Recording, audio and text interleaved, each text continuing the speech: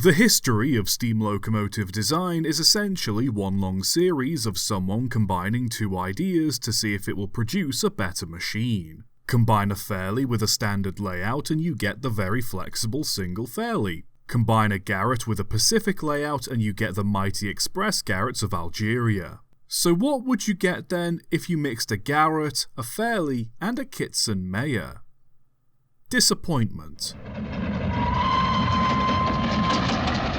By the 1920s, the Garratt locomotives had proven themselves as the go-to design for many colonial railways. Asia, South America and Australasia all found the design to be very versatile, but it was Africa where the Garretts most predominantly worked.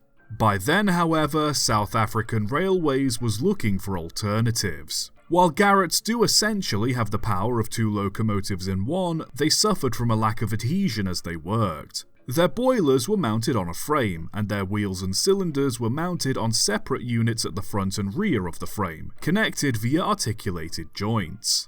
Fuel and water would be stored on the engine units to help provide extra weight for adhesion, but this weight would decrease as it was used up, decreasing adhesion and resulting in uneven weight distribution on the driving wheels. Ideally, the entire weight of the boiler, fuel and water should be on both sets of driving wheels at all times, which is where the Garratt and Meyer locomotives come in. These had a similar layout to the Garratt engines, however the boiler, water and fuel storage was all mounted on the same set of frames, with a set of articulated driving wheels at the front and rear ends that sat neatly under the frames instead of sticking out like the Garretts. A handful of these were already in service in Africa by the time the Garretts showed up, but were regarded as very poor steamers, which is what allowed the Garretts to take their place. In 1924, South African Railways wanted something capable of matching the performance of the Garretts while not suffering from the same drawbacks. Their chief mechanical engineer, Colonel F.R. Collins, was given permission to experiment with articulated designs and came up with something unusual. What he made was essentially a Meyer locomotive with a fuel bunker and water tanks arranged like those of a Garratt. Everything was mounted on one long rigid frame with a set of 262 wheeled bogies at each end. Despite being a combination of a Garratt and a Meyer, the engine was technically classified as a modified Fairlie. Built for Cape gauge rails by the North British Locomotive Company, the engine had 42 3/4 inch driving wheels, a total length of 63 feet 9 inches, a Bell-pair firebox, Walschaerts valve gear, two pairs of 14 by 23 inch cylinders, and weighed 99 tons. The arrangement of the boiler on the frames provided space underneath for a larger firebox, giving the engine a very efficient boiler, greatly improving steaming characteristics, and the weight of the fuel and water also being on the main frame helped with adhesion too. It was delivered to South Africa in 1925 and dubbed the FC class.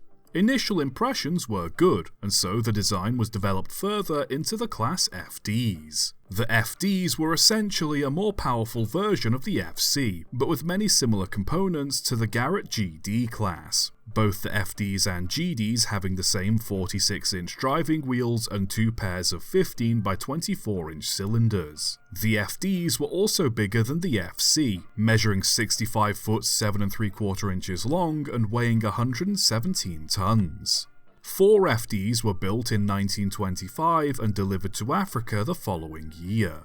These two proved to be very reliable steamers, and so, feeling confident, an even bigger Fairlie Meyer Garratt was designed and ordered that year. Unlike the previous two designs, these new engines would be built by Henschel & Son in Germany and classified as the HFs. Similar to the previous FDs, these new engines were essentially Fairlieified versions of the Class GE Garratt engines, with the HFs having the same 282 plus 282 wheel arrangement, 45.5-inch driving wheels, and 4 18 by 24-inch cylinders. They were also much better equipped than their predecessors, being fitted with Parry soot blowers to help clear the boiler tubes, steam reversers, electric headlamps, and exhaust steam from the rear set of cylinders was piped to the smoke box to help improve draft.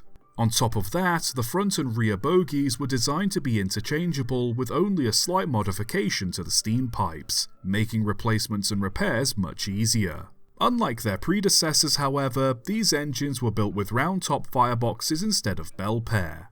11 of these engines were built between 1926 and 1927, but they didn't exactly start off strong. Upon testing, they were found to greatly underperform and were put to one side while work was done to try and figure out how to fix them. Their performance improved significantly after some modifications were made to their blast pipes, and they were finally put into service. All three modified Fairlie types proved to be powerful engines, but couldn't quite match the performance of the Garretts.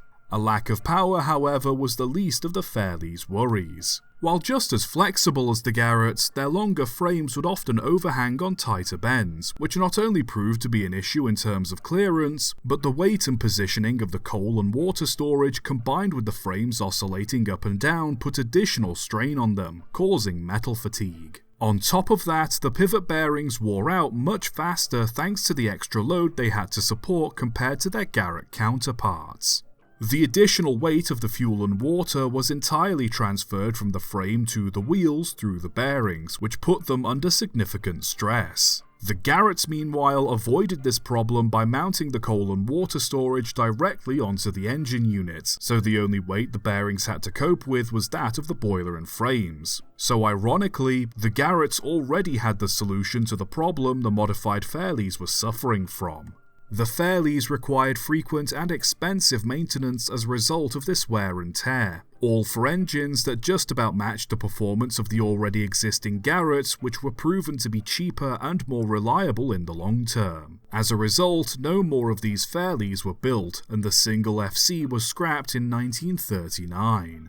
The FDs and HFs both lasted until 1949 and 1951 respectively, but this isn't much of an achievement compared to the Garretts they were intended to supersede built at the same time, some of which lasted until the late 1960s and even as far as the 70s.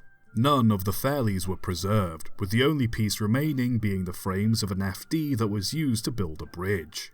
Combining a few ideas together to try and improve something has always been a key aspect of invention. While on paper the South African Modified Fairlies should have been an upgrade compared to the Garretts by combining them with the Meyer design, in practice they inadvertently helped show how good the Garretts were on their own by comparison. Not to say they were bad performers by any means, but they certainly stand as an example that not everything you think you can fix is inherently broken. Subscribe for more.